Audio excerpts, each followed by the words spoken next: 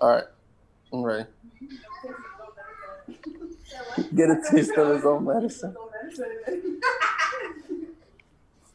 Have the pinball machine going too? Yep. Yeah, they have an X-Files pinball machine here. Really? Thanks for the invite. Yeah, I saw those balloons in the background. Oh, you should go show. Why? No muting, bro. We're about to start. We're about to start. All right, Yeah, no start it up. muting. You know why? Because already welcome live. everybody! I'm glad you caught all of that in the stream. Welcome to a new episode of the Fetterly Club podcast at a new time. At a later time. Yeah, later time, a later time. Let's rephrase that. Later time. Yeah. We have the Oz to my right? Yeah, screen right. Then we have, Stone Cold Steve Jester staring up at me down here. All right. Oz, how was your week / weekend? It was great. I just, I worked. It's slowing down a lot of work. So I put up a poll on my Instagram this week asking if I should start putting blogs up on the channel. The response was amazing. It was, I believe, 94% yes to 6% no. Yeah. So yesterday I spent some time with my family, shot the first vlog. It will be available on Tuesday. Oh. And I'm very excied for that. Nice. It's an exciting time right now. We miss you. Well, we miss the Ozcasts, man. Yeah, Those things I know. That's what keeps the channel alive, bro. It keeps it alive, bro. How about you, Stone Cold Steve Jesters? How was your week / weekend? Good. Well, just work was a little busy. It was kind of odd, but it cooled down, which is good. Hopefully it rains today. I know it rained a little bit yesterday.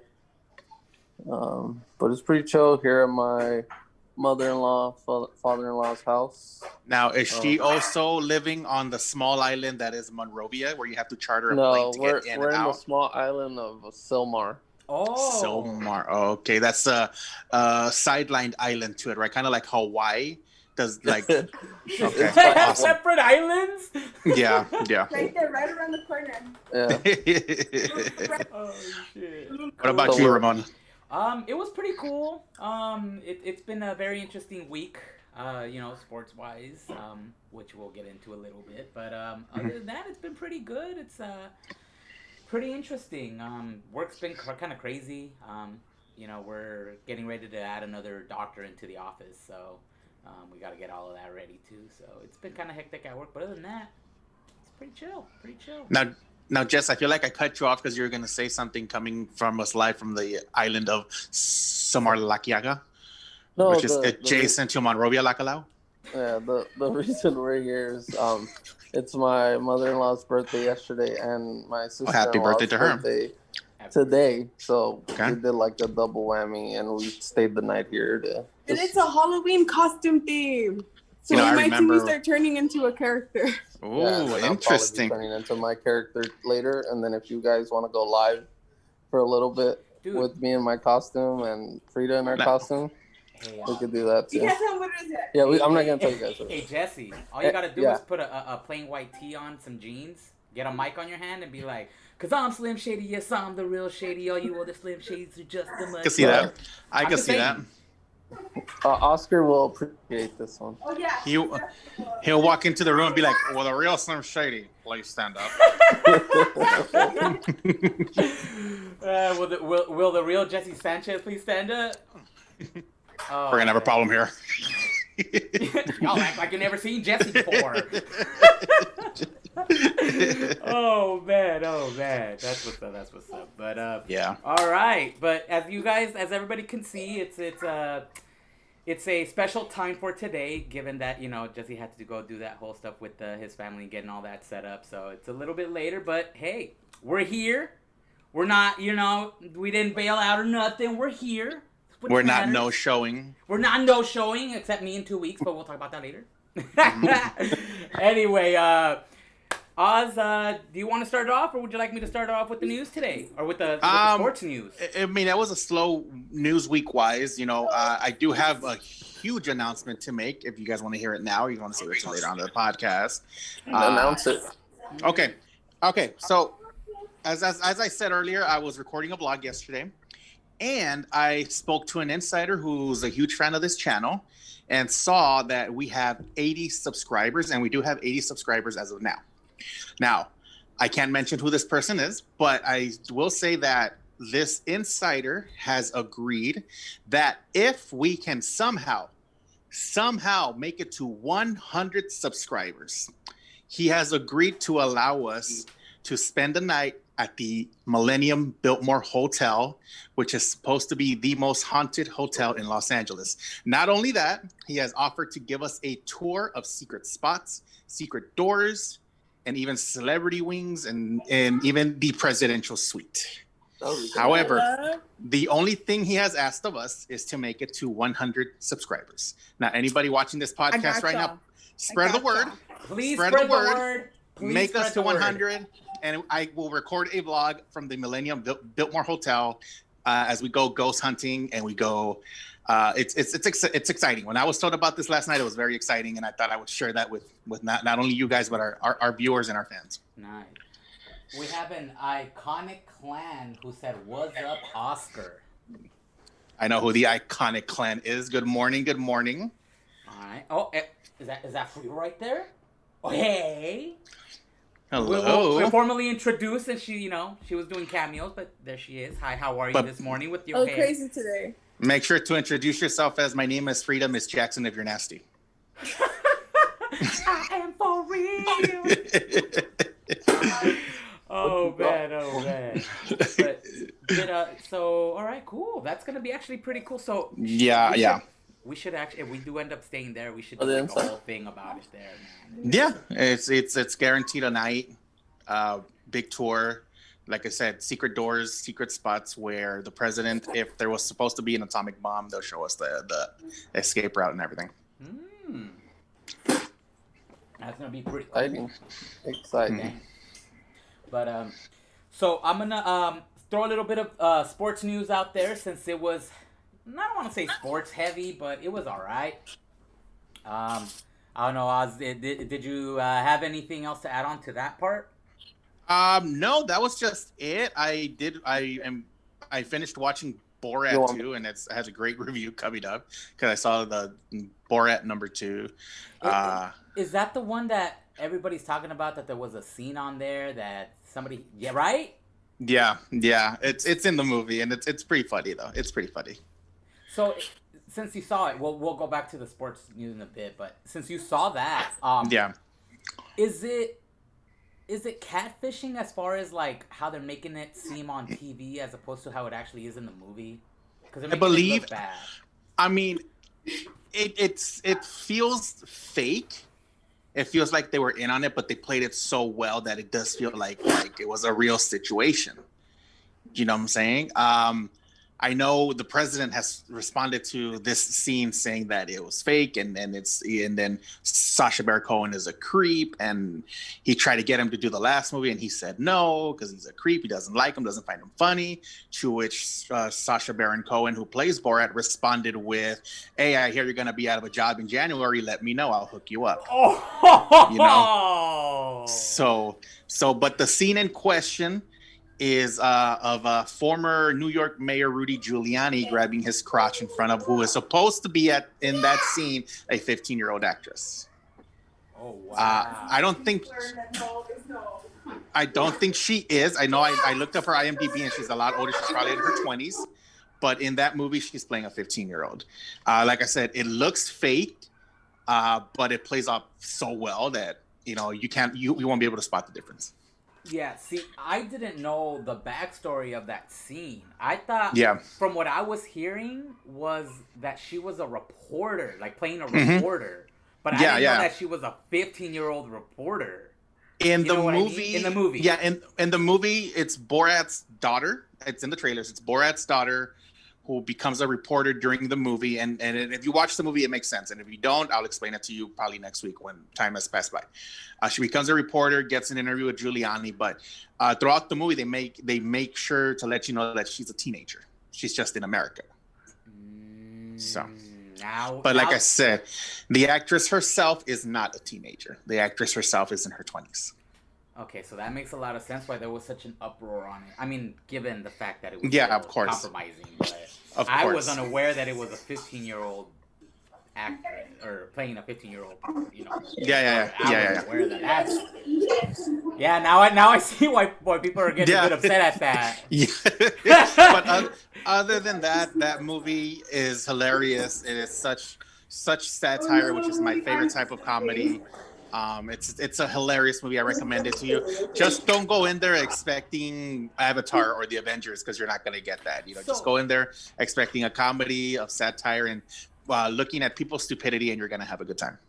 All right. So is the movie skit based, story based? Like how is that movie? Because I haven't even seen the first one. Basically his movies are. Hi, buddy. I'm talking. His movies are more about he creates a character and puts unknown people in like a compromising position. That's what Borat was about. That's what Bruno was about. The other two movies, which is The Dictator and The Brothers Grimsby, which, by the way, Jesse, I think we saw The Brothers Grimsby, are more acting based. But when it comes to Borat and Bruno, he creates these characters and puts people in compromising positions where I don't believe they know that they're being recorded, but like I said, they could be skits, they could be staged, you know, or they could be real life. It draws that line where you come up with your own conclusion with whether this was faked or this was reality. Oh shit! Okay. Yeah. But I highly recommend you guys watch it. It is streaming on Amazon Prime. So it's a funny, hilarious movie. I don't have it. You get a free week, I think, for Frizzle. For Frizzle, my nizzle? That's right. Oh shizzle. Yeah. It's a week free. Hey, Stone Cold Steve Jessers, since you're at your in-laws, does that mean that we have to keep it PG-13? No, you guys can do your thing. I'm outside. All right, cool. Just want to make sure, because, you know. Yeah, he went outside of her home in the 15 acres that she has in Silmar, Lacalacao. Oh, yeah. Next to the island of Monrovia, Ukiwaki. For my peeps in Hawaii, we love you, because I have people from Hawaii that I know. We're not clowning you guys. Never been to Hawaii, but I do play. It is on the bucket list. It is. Yeah, I have a few friends from Hawaii, so Hawaii. But all right, cool. Oz, anything else that you got for us today on that? That was it. That was it, gentlemen. Cool. Let me go ahead and bring it on to the sports. Oh, yeah. It would have been cool if the Dodgers did that yesterday. But anyway, yeah. It's been pretty interesting sports-wise. We're going to go ahead and save the Dodgers for last. But as you all know, well, not all of you know, but for those that follow the NFL, if you know who Antonio Brown is, you've probably already heard the news that he signed a 1-year contract with the Buccaneers, which I believe came up to being, I think, like $1.2 million for that year. 2.4. Oh, thank you, Pa. Appreciate you backing me up on that. I was gonna look it up right now. I had it up, but I was looking at some of the stuff for him, and honestly, I think I don't want to say it's a bit surprising, but given the fact that that whole issue with that sexual harassment case came about when he had just recently signed with the correct me if I'm wrong, Jesse, with the Patriots. Right? Because he also wanted to play with Brady. He was with the Steelers when the accusation happened. Him moving into the Raiders is where it kind of blew up more. Yeah. Because it was during the off season. So then after that, that's when he got released, right? They released him, right? So he got cut because he wasn't reaching the agreements that he signed with the Raiders. Like, he had to show up for a number of practices, and this is when the time also where he did like this sub-zero therapy treatment on his foot, and he actually got frostbite. So Oh, right before the training happened, his feet were all jacked up because of the frostbite, so uh-huh. he couldn't even practice. So Oh. there, it was funny because that same year was the year where HBO does that Hard Knocks show. Mhm. Good job. And they were actually documenting the Raiders throughout this whole process. So they were actually giving you details on what happened and what like the perspective on the coaches and the management, how they felt about him. They really liked him. He was a good player.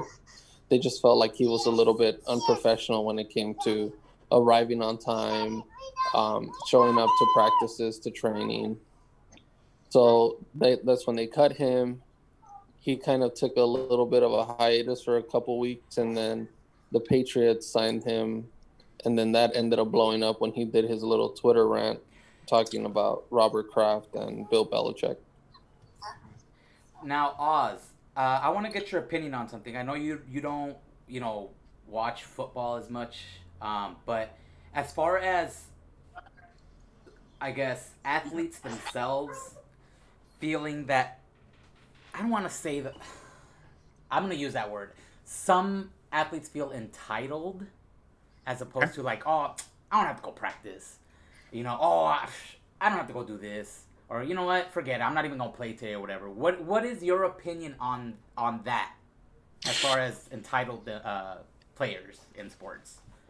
I think I've heard of players that have refused to go to practices because they're what they said, and I quote, goated. They said that they're the best. I can't speak for football because I don't know I know names: Tom Brady, Peyton Manning, Brett Favre. Names like that. Even the Chad Ochocinco's. Like I know names. Oh. You know what I'm saying? But I'll give you a soccer example. Go for it. Okay, so let's say the big one is Lionel Messi. So let's say he doesn't show up to practice because he says, no, we're good. I feel entitled, blah, blah, blah, blah, blah. Come game time, he doesn't score. He doesn't have a high percentage. He doesn't have a high rate. That manager should take action, bench him the next game. I don't care how high paid you are. You don't want to make practices? That's fine. You don't play. You feel like you're better than the entire team? Cool. That's your opinion. You don't score for me, you don't play. You don't create plays, you don't play. You know what I'm saying? Yeah. If you don't do anything in the game that makes me say, oh, this guy doesn't need to practice, then there's no reason for you to play. Be on the sidelines. Come in as a sub. The biggest install you can do to a star player is to bring him in as a sub, according to the star player. Yep. Do you know what I'm saying? Yeah. You don't, and that's all it comes down to. If you don't want to play because you're a star player, if you don't produce, your ass is getting benched. Now, on the other side of that, what if this person does not go to practice but produces on the pitch during games? Would you still, as you as a coach, now put you as a coach. You as a coach, let's throw, since we went with that, let's say Messi, since we're already throwing that in there. Right. He's like, you know what? I don't want to go to practice. But let's say he goes and plays and he scores 2 goals and he's fucking having the game. He's having his regular games. Do you as a coach continue to not let him practice, even though, let's say, you're starting to hear it from the other players? If word comes to me that other players are complaining, then the strategy will change. You will come to practice. You know what I'm saying? Yeah. Okay, you can score without practicing. You can score without warming up. I don't care. You come to practice. You don't want to come to practice, you don't play. True. The second, all it takes is one person to say, why is he not getting to practice? Even if he performs, in my opinion as a coach, even if he performs without practice, you still, there is no I in team. Yep. I know that's an old saying, but it's still true to this very day. There is no I in team. Yeah, no. You're a star. You don't practice. You don't play. Yeah, I agree on that too. Especially if a player starts complaining. Jesse, do you have any thoughts on that? Um, I mean, I know you're kind of multitasking, but yeah. yeah, no. The one thing that is true though about coaches and players in the league now, like in any league, is a lot of the players have a lot more power now Yeah. than they Yeah. did years ago, and I think it has to come down with what they're getting paid. If your star player is making, of course, 3-4 times more than you as a coach, there's a reason why he's getting paid that amount because he's delivered, he's done all that. But Yeah. I there is special treatment for these star players in all the Yeah. leagues and special clauses in their contracts. That they have to the club does it to protect themselves, but as well as to make sure the player doesn't leave. So there will be always special treatment, but yeah, if he's not showing up to practice, he has to show up. Even if it's to do half of the work that these players are doing, you have to build the chemistry because you can't always immediately have chemistry with every single player even Yeah. before you even met them. Exactly. Yeah, exactly. Exactly. Exactly. I think the big issue when it comes to stars now and players in general is when you're signed to a team, when they're signing that player, they're not just signing that player. They're signing Nike. They're signing Adidas. They're signing the sponsorship. They're signing the money. They're signing the fans that are going to come follow him. There's football fans, baseball fans, whatever you want to call it, fans that follow a player. Yeah. So even if he switches teams, they're gonna follow that player. So when a team signs a player, not only, like I said, they're signing their fans, they're signing the sponsorships, the TV deals, the TV time, the news outlets. It all, and that's why these players feel like they're top brass. Yeah. They're not part of a team; they are the team, Yeah. and it doesn't work like that. But that's how sports is now, Yeah. as opposed as 20 years ago, like Jesse said. Yeah, I mean, there's perfect examples of that going on right now. Perfect example of one of them that I can think of right off the top of my head was Zlatan. That's one, and hate to say it too, but Vela has the same treatment in LAFC. He only played one game, which he injured himself, and has been gone ever since. And he's gonna start today, but we'll get into that.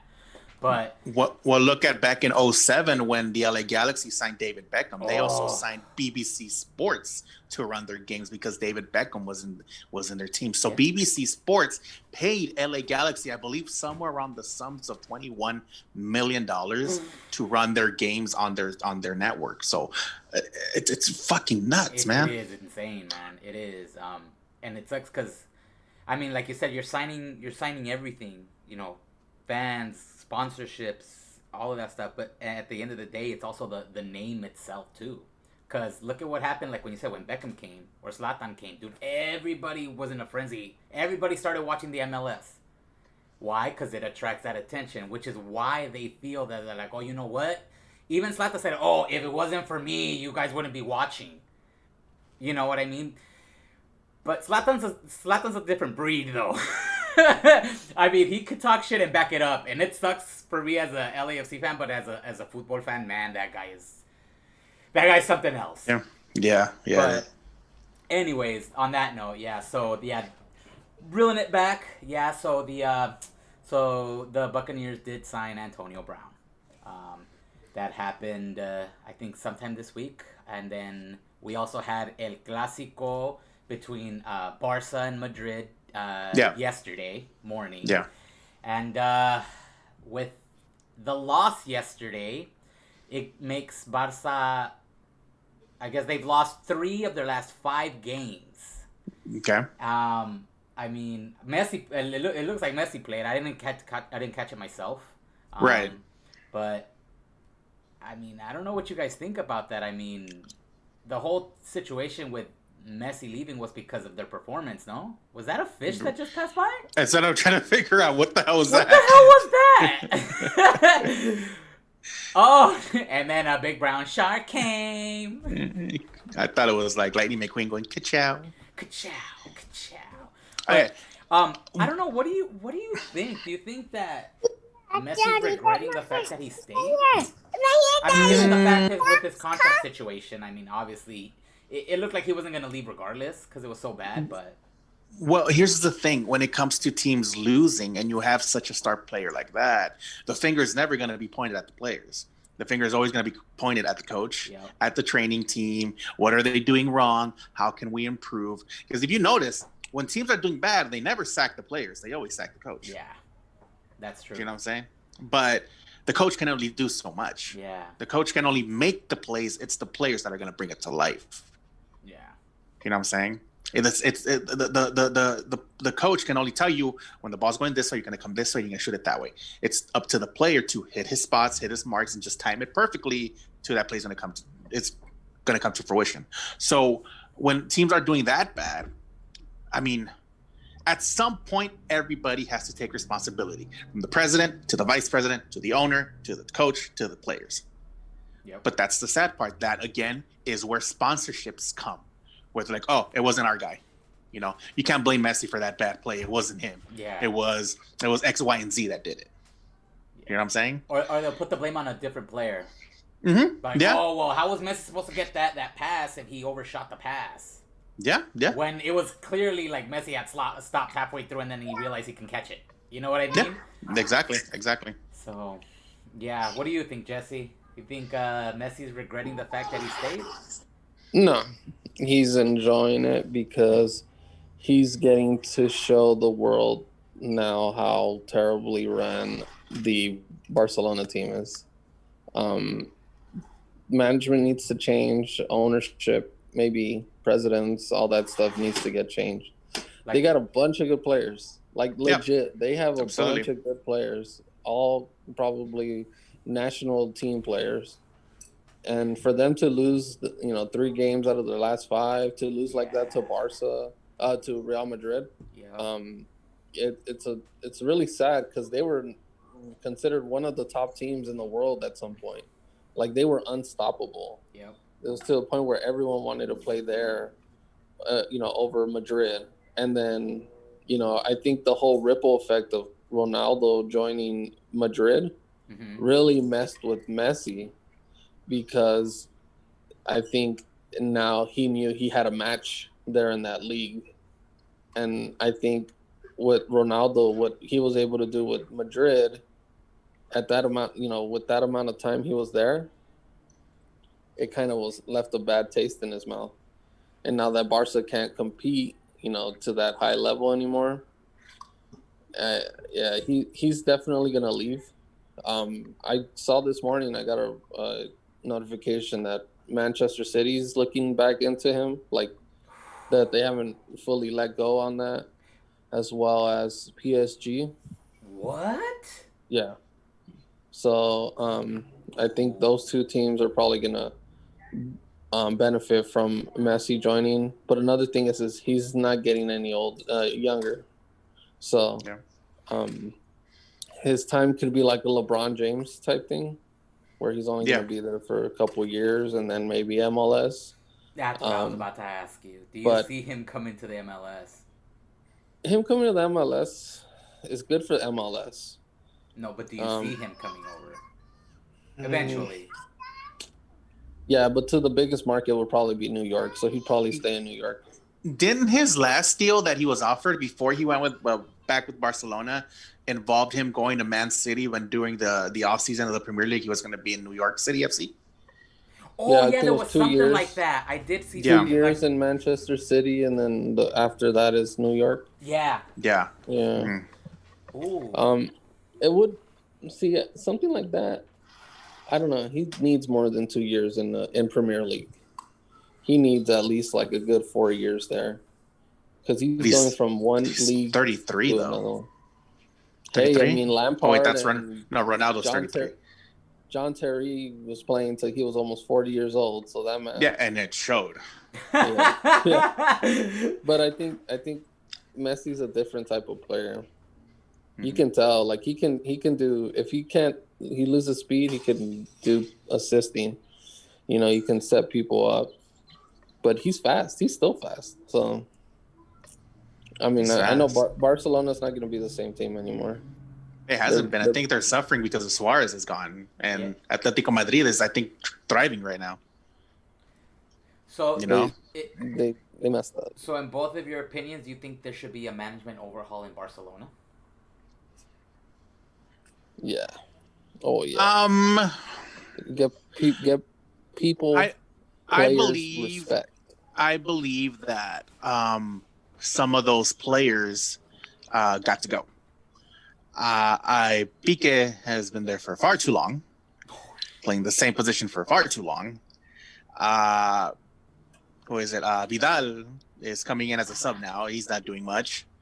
Got to go. They're not using Dembele to their full potential like they should. You got up and comers like Braithwaite, who knows how to shoot and dribble that ball, but they don't give it to him because it's Messi's game. You know what I'm saying? Even a change of goalie might do, because the longer you're in the league, the more the players become adjusted to what you're going to do and your movements as a goalie. I believe Ramon can speak for that. Oh, hell yeah. The longer you're in a league, like, everybody knows what that Stegen can do by now. Yeah. All you need is a half a season worth of tapes. Mm-hmm. Yeah. That's it. That's it, because they'll be able to manage your movements. They'll know, they'll be able to see, like, oh, if I shoot like this, he's gonna do this. Like, all you need is a half season full of tapes, and that keeper's pretty much done if you don't have him switch it up, because as a keeper, your movements tend to be repetitive. Yep. So if they're repetitive like that, and you constantly keep, oh, he's gonna shoot far post, let me go ahead and dive and stretch out with my right hand. They're gonna see that all the time. They're gonna shoot to the bottom because your hand's up here. By the time you make a reaction with your left hand, it's going to be too late, or you may not be able to do anything. So it's just a matter of them just reviewing how the players play. Yeah. And also with the defensive line, you know where the weaknesses are. Yeah. When you're a center midfielder, you can only move this much to the left or this much to the right because there's another player right there. Yeah. Do you know what I'm saying? So it just... Yeah, but then also you got to put in considered salaries. Also, teams got to stay within a certain budget. So some of these players, they have to stay there. Like you're telling, Well, no, some I players get it. to go, some players to change position. I get it. It's the old saying of money talks, bullshit walks. But I believe, I'm 99.999% sure that there's a lot of young players on that team that want a shot to show what they can do. But because Gerard Piqué is married to Shakira and make X amount of dollars and puts views on the screen, they're never going to move him. And to what you said, that there's younger players on that bench that want that opportunity. Mind you, those young players on that bench get paid far less than the players that are on the pitch. Therefore, if it comes to your budget, put the youngsters in there. Have the older veteran players take them under their wing, teach them what they know, and then join the coaching staff or something. I haven't done this in a while. That's if the veteran players want to do that. There it is. Yeah, but that's true. I mean, that's true. You're right. But still, I mean, while they're still there, I mean, they don't have to necessarily join the coaching staff. I mean, they can do it while they're on the pitch. Bring them in as a sub and have them show them like, okay, ponte acá, te voy a dar el pase acá, te lo voy a filtrar. Like, oh, next time make sure you're over here. Like, show them the ropes, because these youngsters want to learn. But, so there's egos. That. But do you believe that now it becomes a running joke where a player retires, he's going to become a coach?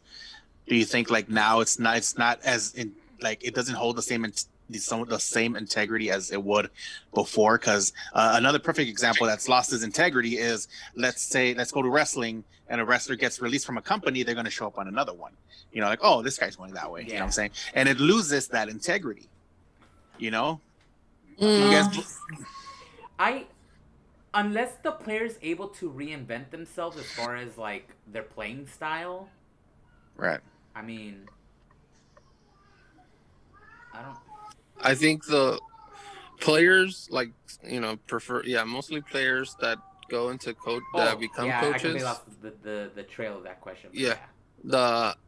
I think only a few players can do that transition good. Yeah. If they've been with one system for a very long time. For instance, like Frank Lampard, he was part of Chelsea for a very Yeah. long time. So he knows that organization very well. So that gives him like, kind of an advantage to run that club, which he is. Yeah. Same thing with what's his name? Oh, like Zidane. Zidane. He played with Madrid for such a long time. He knows the system.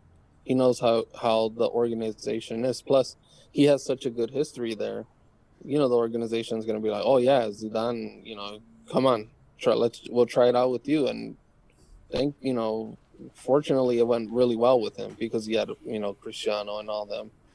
But there's some players that can do it, and there's some that cannot. Yeah. But it all really depends on which team they're taking over, because they can take a big team and do really bad because they took the big team. But if they start off small, build themselves up, they can probably do it. But some just jump and try to get into the main franchise. Speaking of coaches, players who become coaches, there's this documentary on our future sponsor Netflix that shows Diego Maradona as the coach of Los Dorados de Sinaloa, which I didn't even know was actually a thing. Oh, yeah. But it was a really good documentary. But there was a lot of how can I say this, mob crime involvement in it. Yeah, that was his life. Yeah. Like, That's here's crazy. a prime example of some okay coaches, like Hugo Sanchez. He did okay with the Mexican national team. Then that didn't go. Diego Maradona, when he was with Argentina, Yeah. that didn't go so well. So it shows. You gotta have it. What's his name? Paco Palencia. Yeah, he's doing pretty good. Yeah. And Who's he's another good example of that too? Antonio So Mohamed. Lucas. Antonio Mohamed. You're right. That guy, I actually had, probably all of us had the pleasure of watching him play when he used to play with Toros Neza. That guy was, holy crap. El Piojo también. That's another one too. Yeah. And these are two prime examples of like us because when I used to watch the Mexican League, and I know Jess got to see at least one of those players on the field, and Antonio Mohamed, when they became coaches, I'm 100% sure we all said, this guy can do it. Yeah. This guy got it. This guy got it. It took Herrera just a little bit longer, but when he came to America and coached them, he's like, okay, now we got it. That team, that change for Herrera that's what he needed. Yeah. Yeah. And because he was with Morelia, and I think he was with like Los Tecos and stuff like that. Yeah, so he was everywhere, not hitting it. But when he went to America, and then he did that, and then he was doing really good as a Mexican national team coach. True. He's showing that he can definitely do it. Like when they were Mexico was about to not make the World Cup, and he took like 90% of the America team as the Mexican team, and they ended up winning. They made it. That was crazy. It was literally 90% of the team was in that starting 11. Damn, dude. It's like that, man. Yeah. Chivas even had that. That's true. Chivas had that way back in the day. Yeah, I remember the only time I feared Chivas when I watched the Mexican League was when the coach, that his nickname was El Sheriff. I forgot his name. Fucking shit. You know what I'm talking about though, Ramon, right? You're not talking about not he's not coaching in the MLS right now, right? What the fuck is his name? No. Oh my gosh. Well, Chivas had an amazing coach. You guys are gonna kick my ass in the fucking comments for that, but yeah, I know that's why I did. That's why I did it. Go for it. But you were saying, sorry. I think his last name was Quirarte. I think I might be wrong, but yeah, that was the only time I feared, because Chivas were top notch, and this is when they had Javier Hernandez, in the time where they had El Chicharito, and I think Sergio Santana were the starters, because Omar Bravo has just dipped. Chivas had a really good squad back then. I think the time where Chivas was mostly the national team was Bofo, Ramon Morales, Bravo. Who? Osvaldo was there. El Venado Medina. You had pretty much like half of the starters already starting for the team too, just like when America did it. Well, I mean, Yeah. yeah, but you can't sell Luis Michel short Oh yeah, Luis Michel. because He was underrated. yeah, I mean, He not. he had a bad start. He Maybe did. that's why. But he really picked up his game, and he Oh turned out to hell be a yeah. really good keeper. Well, look Yeah. at Talavera too. Talavera. They slept on him, especially after he had blocked that PK from Cuauhtemoc, and then he Yeah, got that corner and then he scored on him. I remember that. yeah. But still, I mean, But, he but was a Talavera rookie. went off. Yeah, he went to Toluca and he just became amazing hell yeah. with Yeah. with the right coaching. Yeah. See, but go to end the topic of the coaching, the players becoming a coach. I mean, I think it all depends whether or not you're cut for it, because there is like Cardoso. Cardoso is coaching right now. I haven't heard him do anything big. I mean, he did coach Chivas, but they didn't do so well. So it's like you're either cut for it or not. I mean, some players are they're more of following instructions as opposed to giving them. You know what I mean? It sucks to say that some players are followers, not leaders, or they're role players as opposed to the main stars. You know what I mean? Yeah. Right. I don't know if I'm making sense. That makes somewhat sense, yeah. Yeah, like I Cotton Candy Wasteland said, "Hi Oz." Oh, it's Alondrene Sodium. It is. Yeah, it What is. up, It is. Alondrene Sodium? But yeah, so I think you just have to be cut for it. But going on with sports, El Tráfico's today. So Galaxy. It started. It started already? Yeah. Oh shit. Well, it started. But yeah, it's going on right now. I was gonna. In that series, it looks like Galaxy has the upper hand. It's 4-2.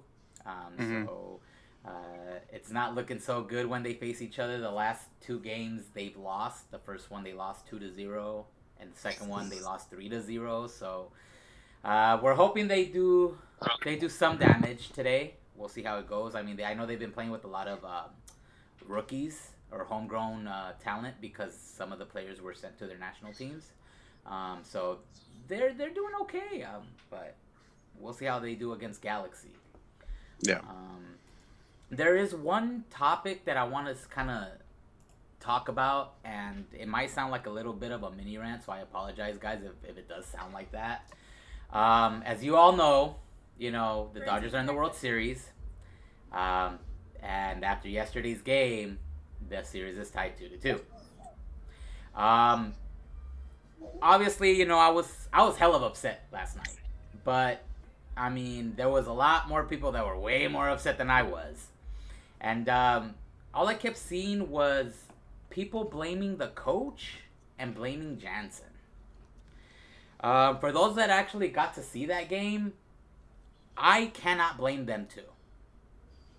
There was 2 errors that were committed within a span of maybe 20 seconds, that game could have 1 ended or 2 ended in a tie and go to extra innings. It was like maybe 10 seconds. Yeah, it was really It was really that fast. I was trying to highball there, but all I kept seeing was damn Roberts, damn Jansen. You guys, it's not the Los Angeles Jansens, it's not the Los Angeles Roberts, it's the Dodgers. It's a team. It's not 2 players. Yeah, like, and I'm going way back to the beginning of this cast when Oz is like, certain player. It's like it's a team effort. It's not just one player. It's not just the coach. It's not just this. It's not just that. It's a whole thing. You can't just blame the same people over and over and over again. There is times, don't get me wrong, where Jansen fucked up, or Roberts made the wrong call, but yesterday's game was not it. And you probably know who I'm talking about, and if you do see this, bro, I am kind of talking about you, bro, because no. No, dude, I can't. I normally back you up, but not this time, man. They're not responsible for that. Yeah, they put players on base, sure, but Arozarena was Arozarena slipped going to home, and you're gonna blame Jansen for Will Smith not catching the ball and tapping him out to go to extra innings? No, dude, you can't do that. I'm sorry, but that's my mini rant on the Dodgers. They do have a game today at 5. Hopefully, Kershaw is pitching. Kershaw's pitching. So let's see how that goes today. Hopefully, they don't totally mess that up.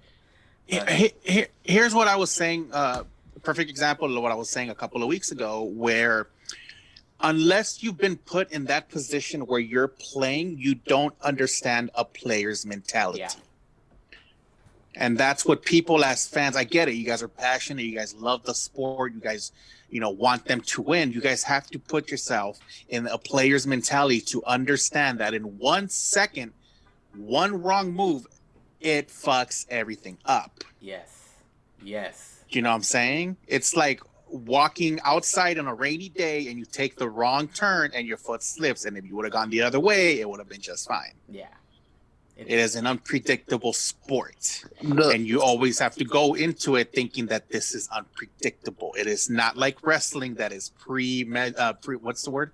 It's Meditated. predetermined. Predetermined. I was going to say premeditated. It's like, that's not the word. It's not murder, predetermined. The one thing about the Dodgers that a lot of people keep to forget is the reason that play happened was the pitcher. The pitcher didn't get the strike. Had the pitcher thrown the ball differently, curveball, knuckleball, screwball, fastball, it could have been a different story. It could have been an out. So it starts off first with the pitcher because the pitcher's job is to take the batter out. So there should be blame to the pitcher. Not all of it, though. No, but their job, point being, is to get a strikeout, to get them out. So the pitcher should get as much blame as Chris Taylor, as Kenley Jansen, and I don't think Dave Roberts should get any blame. No. Because he was just standing there. It's not like he was on the field playing. He had the right lineup. I mean, the Dodgers were winning. Yeah. It's not like people don't blame Dave Roberts when they win 6-3 or 8-3. They destroy a team. Everyone's all excited. And Dave Roberts is getting, the praises. When Jansen closes it successfully, Yeah. sorry. I kind of fluttered on my words. So, there. I mean, the Jansen, he's had issues. But I don't know. It's just baseball, man. It happens. It's sports. Yeah, pretty much. Yeah. Going back to the pitching, I mean, as far as because the whole issue here was Arozarena, because he's just been popping off. I mean, they were comparing him to Barry Bonds last night. That's everyone.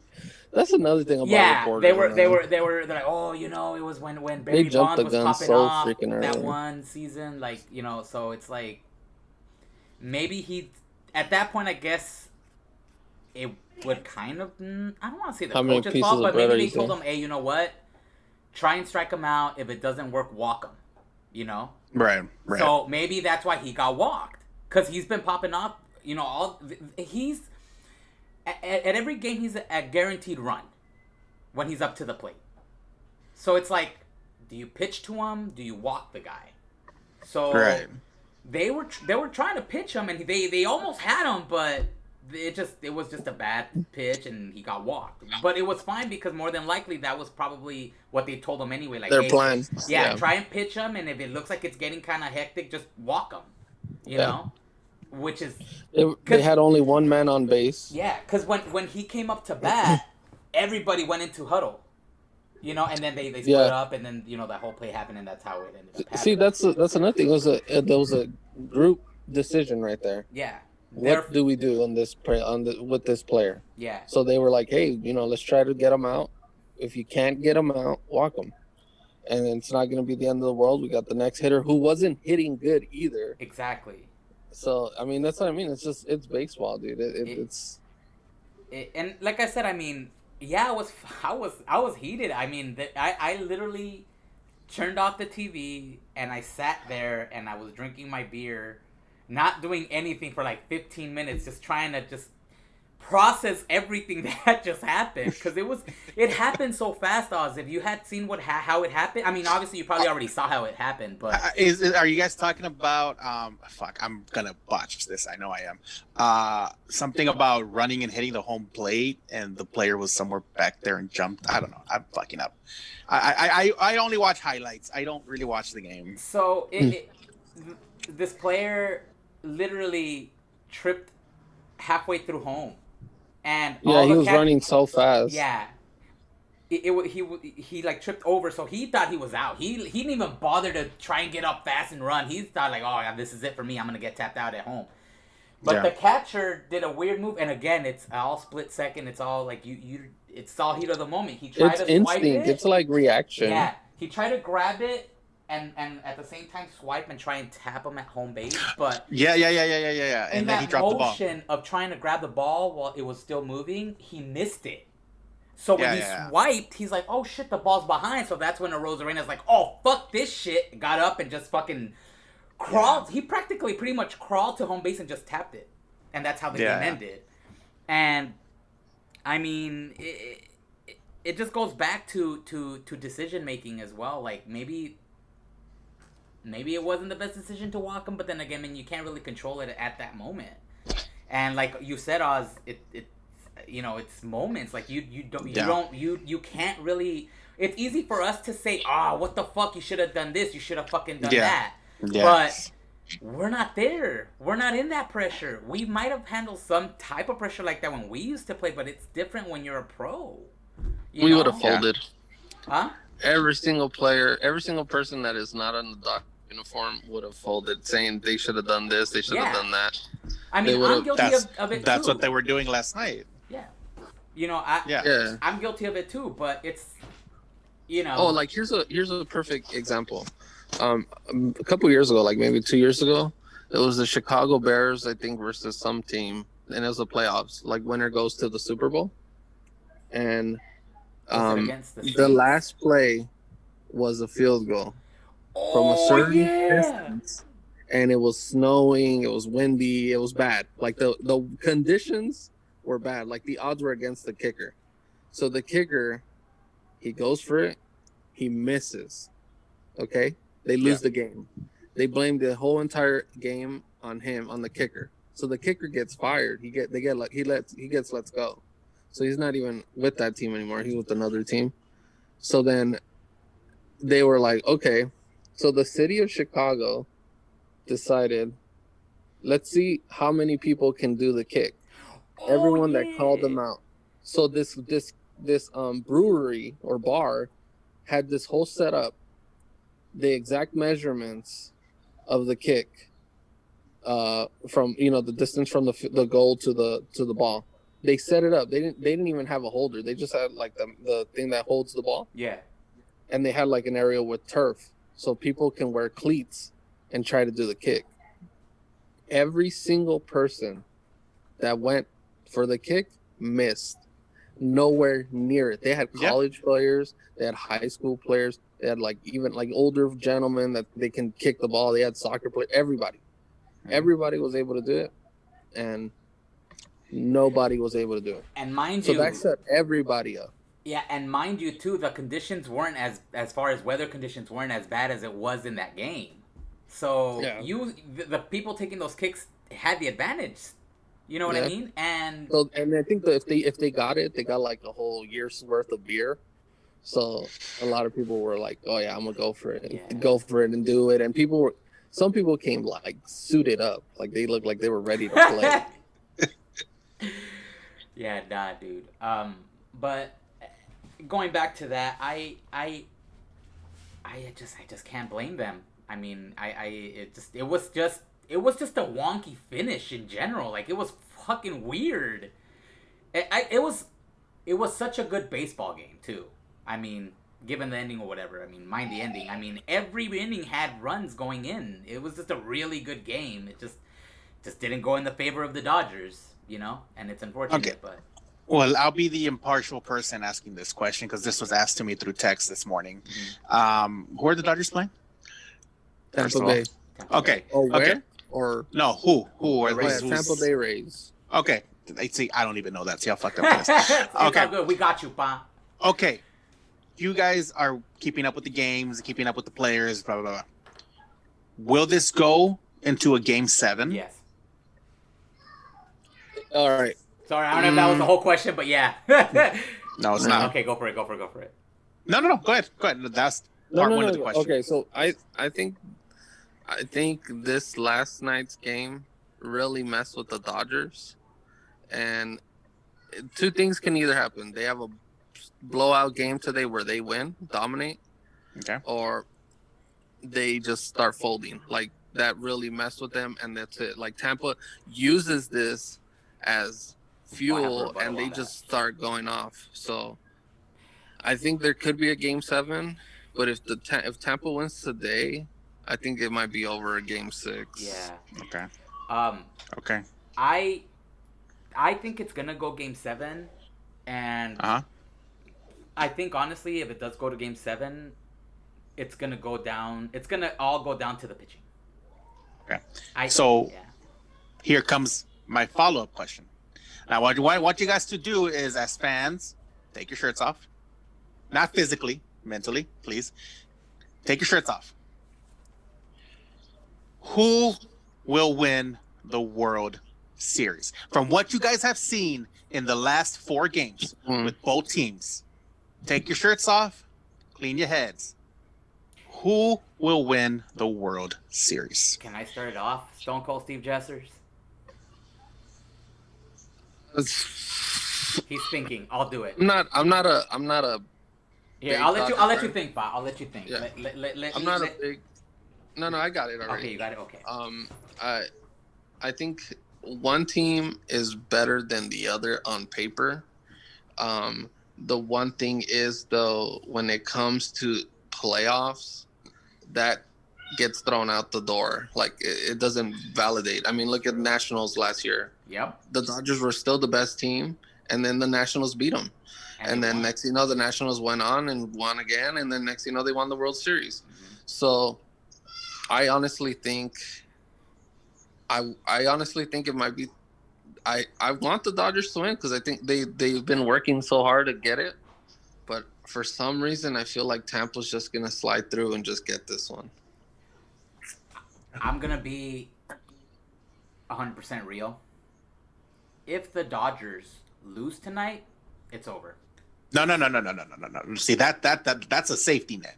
You got to take that off the table right now. I'm asking you, based on the last 4 games that have happened, from what you have seen with the players, with the plays, with whatever it is that goes into baseball, your honest opinion, who will win the World Series? Just based on what you've seen in the last 4 games. Well, I mean, I will still say the Dodgers because it's tied. Yeah, and the reason being, too, is because the last game, I kind of heard a little bit of, like, the post show. And I didn't notice because I was so into the game. They went through a shit ton of pitchers just to get to where they were at. Mind you, the Dodgers still had a bullpen left. Because they had, Kelly was still there. They still had pitchers.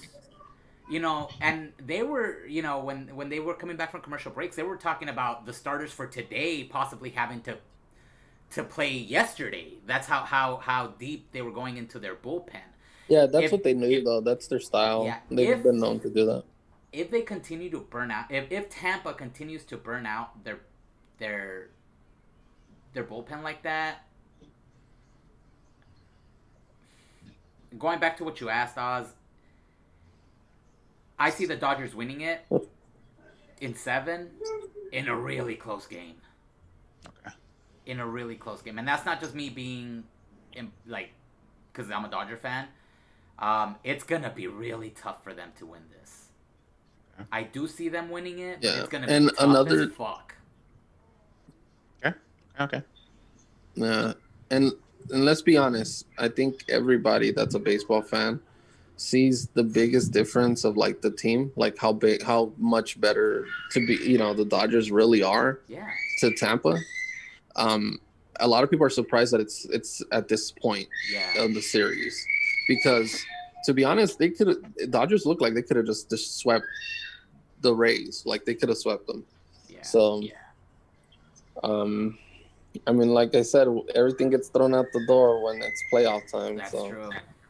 That is true, man. All right, you guys heard it here on the Fetterly Club podcast. These two gentlemen are saying that the Los Angeles Dodgers will win the World Series. Yes. Yeah. Your boy has no opinion because he doesn't care. The one thing I just don't want to happen is like fucking chaos. Oh, dude, If the Dodgers lose, it's guaranteed. or win. It's guaranteed happen, chaos. You I said it last weekend on the you podcast. can. I said it last weekend on the podcast. People don't want Los Angeles to win, not because it's sour grapes, it's because it creates complete chaos for the city. It does. Dodger Stadium's gonna go crazy, and they have the drive-in right now to watch the game. Yeah. Yeah. So people probably want that Game 7 over there. It falls in the middle of the week, though. It falls Right? Tuesday? Money talks. That's true. Every ending is in the middle of the week for some Hey, you know reason. what's funny? Right now that you mentioned the drive-in for the Dodgers, so I was looking up tickets to see, because it's $75, Yeah. For one car. I think you can get up to like 5 people, or the amount of seatbelts if it's a small car, and only 5 people if it's like a big old SUV. Yeah. But when I saw it, it was Game 2, I believe. The tickets for 3 and 4 were already sold out, but 5, 6, and 7 still had seats. So it's spots, because they're not seats. So Spots. It's funny how, like you said, everybody thought that this was gonna be a sweep. So it's gonna be interesting to see. Fuck. Sorry, that was a fly. There's a ghost in his room. Yeah, there is. slapping the There's shit out a of story for that, but that's a different podcast. Let's see. As far as sports goes, is there anything else? Yeah. UFC 254 happened yesterday. Yeah, that's in right. That's Abu right. Dhabi. I actually woke up to watch it. It was at 9 a.m. Ended around like 1-ish. Jesus or like Christ. 1:30. That's a WrestleMania right there. Goddamn. Yeah, Khabib, my guy. He is 20. He ended his career 29-0, and he retired due to making a promise to his mother that he will not continue competing without his father, who recently passed away this year after lost to COVID. Right. So, respects to him for his decision. He said that he was willing to do one more fight if his opponent accepted it. He does not want to fight McGregor. He said he wouldn't even do it for $5 billion. Because he already proved Did he beat McGregor? Yeah, that's what I mean. Like, he already beat him. So he proved this point with him. He would like to fight George St. Pierre, which was a couple, maybe like 7 years ago or 8 years ago. He was probably one of the top pound for pound UFC fighters in his prime. But then he also retired and stepped away and went to go do, a couple movies and stuff like that. But he would like to face him because his father told him that's an opponent he would like him to fight. And George St. Pierre hasn't really responded, and I don't think he will. But there's a big age difference in that fight. But I think Khabib is officially done, retired. Is there a weight difference in that too? They're around the same weight, lightweight, so 155. Okay. Sorry, UFC is the Oz to football. Yeah. I and not that I don't care. Like I'll watch fools fuck each other up. Don't get me wrong. Yeah. It's fucking fun, but it's not really my cup of tea or cup of Starbucks coffee. Sponsor us. However, also there's Hell in a Cell. WWE is on tonight. That's right. I believe at 4 with the main events happening with Randy Orton versus Drew McIntyre for the WWE Championship inside Hell in a Cell. And on the SmackDown side, it'll be Jey Uso versus Roman Reigns for the Blue Universal title. Also inside Hell in a Cell tonight. Well, actually, it's Hell in a Cell I Quit match. It makes no sense. But, hey, that's booking for you. So, it sucks to say because, as you all know, I love wrestling. But I haven't really been keeping up with it, given this whole COVID situation and whatnot. So, what are the stipulations for that match? Like, if he loses, what happens? Well, obviously, the Hell in a Cell match right now, it's obviously even if you're not a wrestling fan, if you remember back in the 90s, you know what the Hell in a Cell is.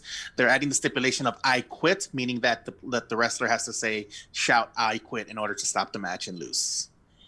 So And that's all there's. right. They don't quit the company.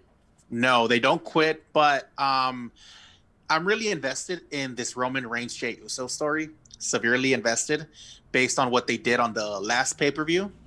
I was telling, I believe it was Ramon, or I was telling somebody else, that the last match that Jey Uso and Roman Reigns had in the ring was one of the best stories I've ever seen in a ring in a long time. Oh yeah, it was me. Just okay. I know you guys don't watch wrestling and you guys are probably zoning out right now, but as a wrestling fan, the story that was told in that ring in the last match was amazing. It can equal to a Hulk Hogan, The Rock type of storyline, just on what they said, just using their bodies physically.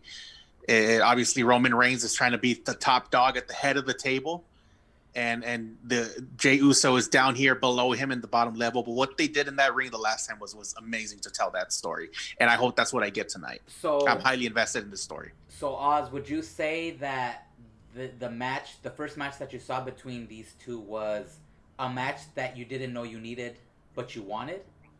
It was a match that I didn't want. Oh, there we go. And it was a match that it was a match that I didn't know I was gonna enjoy as much as I did.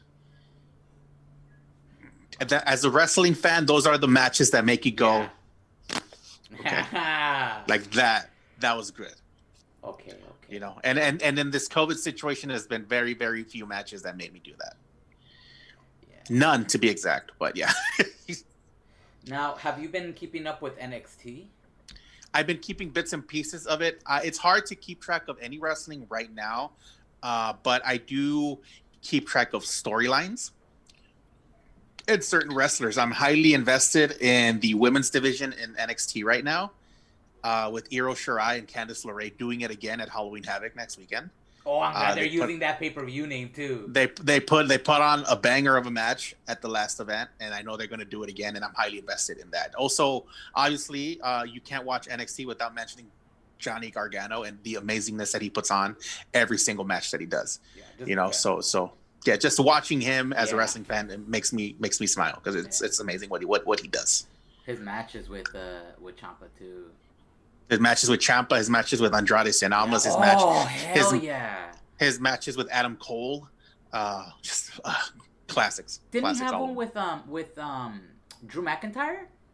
Yeah. And that's when Drew McIntyre got injured, right? Was that when he got injured? Yeah. No, that was Almas. Almas and McIntyre did that. Oh yeah. You're right. Yeah. Yeah, man. All right, cool. Any other events going on today besides games 5? Game 5, and then if you're a wrestling fan, you're watching wrestling. If you're watching, I believe the Mexican League is on right now as we speak. Football's on right now. Football is on, by the way, bro. The Denver Broncos have put the South Park cardboard cutouts back in their stadium for this week. I don't know if they played already or they're gonna play, but yeah, look at that up online. That's so amazing when they do that. And that's it. Remember to vote. That's it. I think there is some sort of wrestling cutout at the Tampa Bay Rays side of the field. Oh, really? Okay. Yeah, I think it has something to do with WWE. It'll make sense. It'll make sense. So yeah, there's I think a few wrestlers cutouts right there.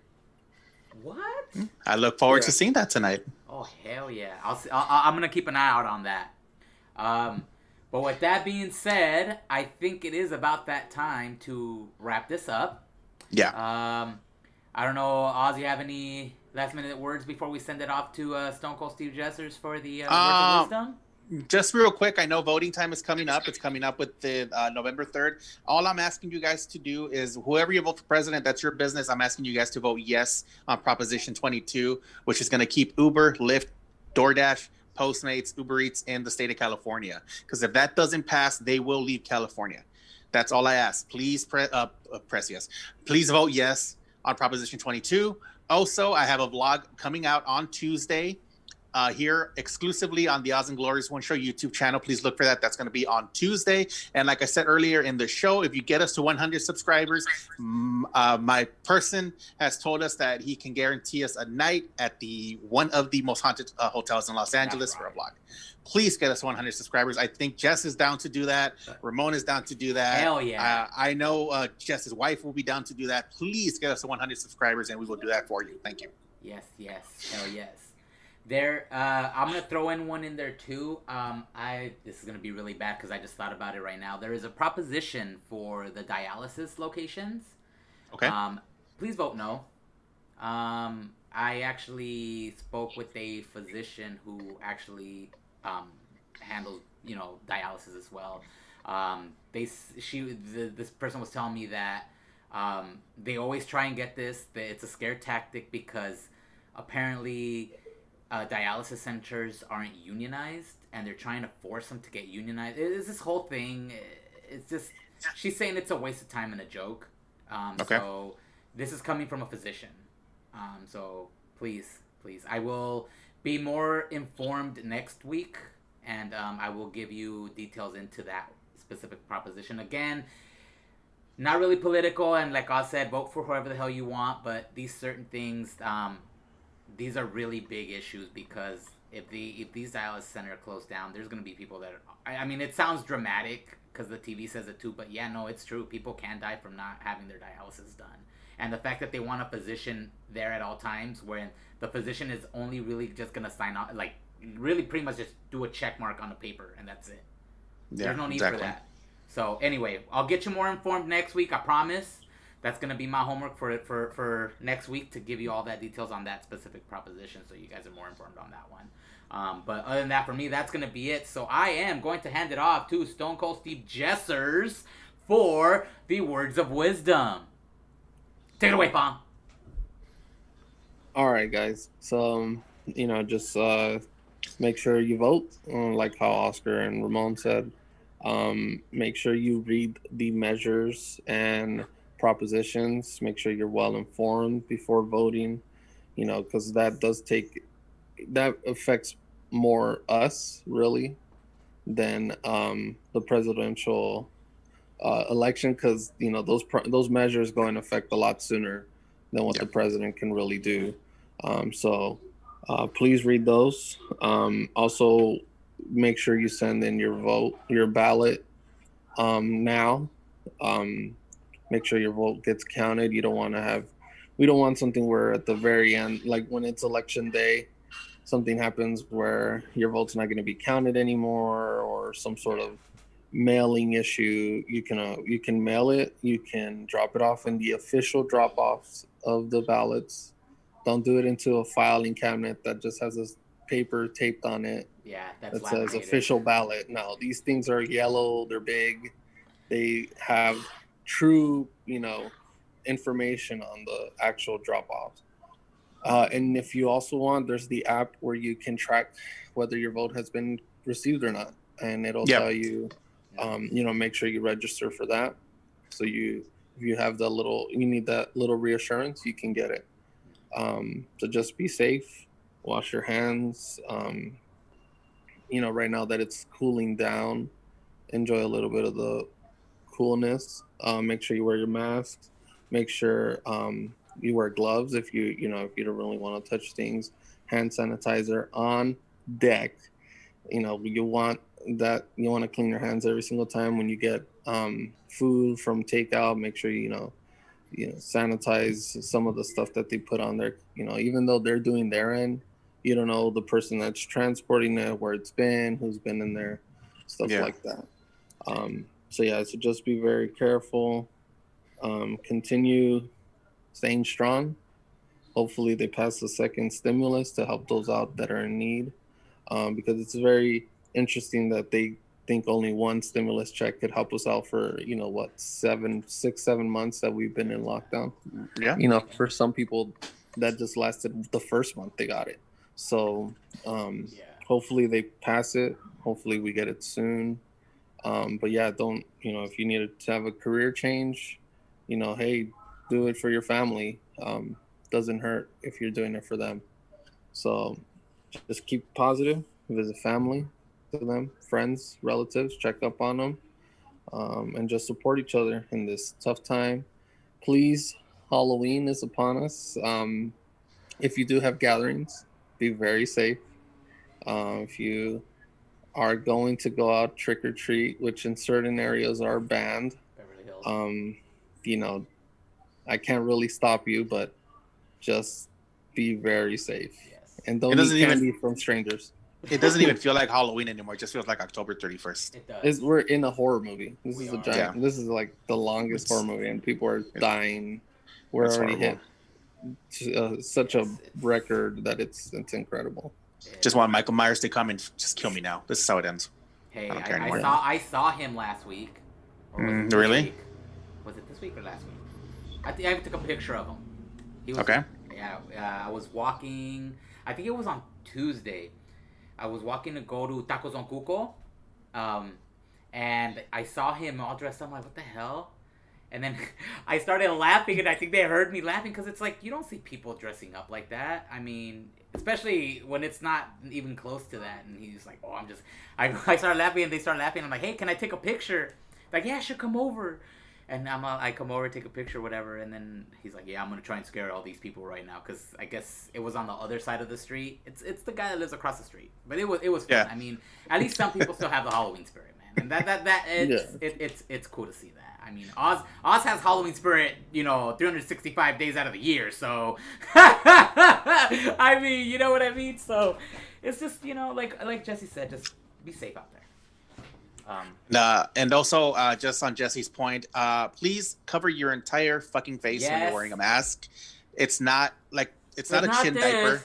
It's not a chin diaper. It's a goddamn face mask. Please put it completely over your face. Don't. I understand if you have glasses and it fogs up your glasses. I have that same feeling. Yes. I have that same problem. Jesse has that same problem. Ramon has the same problem. But we still wear a fucking face mask We do. completely. We have to. And that's there's it. no excuse. There's no excuse. Yeah. No excuse. Wear it properly. And if it's saying, oh, it's fogging up my glasses, okay, you could put it down for a little bit, inhale, exhale, put it back up. Or And then fix it, also or you can it put over. your glasses over Yeah. the face mask, and actually you will not have any fog. Yeah, that's true. Yeah. And mind you, I Exactly. have to wear the mask, my glasses, and I have to wear goggles at work. So if I can do all of that, you guys can easily just put a goddamn mask over your fucking mouth and nose. I love y'all though. I love y'all. Mind you, these are my opinions and my expressions, not my employers or any organization I belong to. Just throwing that out there as a disclaimer. Ooh, cameo. Cameo can't have a Fetterly Club podcast without any cameos, bro. So Yeah. Aw. So with that being said, my peeps, I think that's gonna be a wrap for us tonight. I was gonna say tonight. Very nice. Tonight. Very It's, nice. it's tonight Pop-up somewhere. One, if Ramon is cool with it, with me in my costume. Huh? What? Oh, no, Yeah. 'cause- Just let us know what time to come back. I'll come back. All I'm right, down. cool. You're gonna put on your costume? Ooh, is it gonna be a sexy nurse? You'll see. I'm gonna tell you right now, Pa. If it's what I think it is, Pa, I'm not gonna get on, fool. I'm not gonna get on. Oh no. All right. He's gonna- I mean, this has been made very relatively clear in these podcasts. I hate clowns. So if it's It's what I not think fun. it is, Pa, it better not be, Pa. It's gonna be Vegeta from Dragon Ball Z. Ooh. Look at that spike on the head, on that hair, right on the top. Yeah. It's giving it away to me. Is it over 9,000? Yeah. Oh shit! Alrighty, my peeps. Well, anyways, with that being said, I am the glorious one here with the Oz. Hello. And Stone Cold Steve Jessers.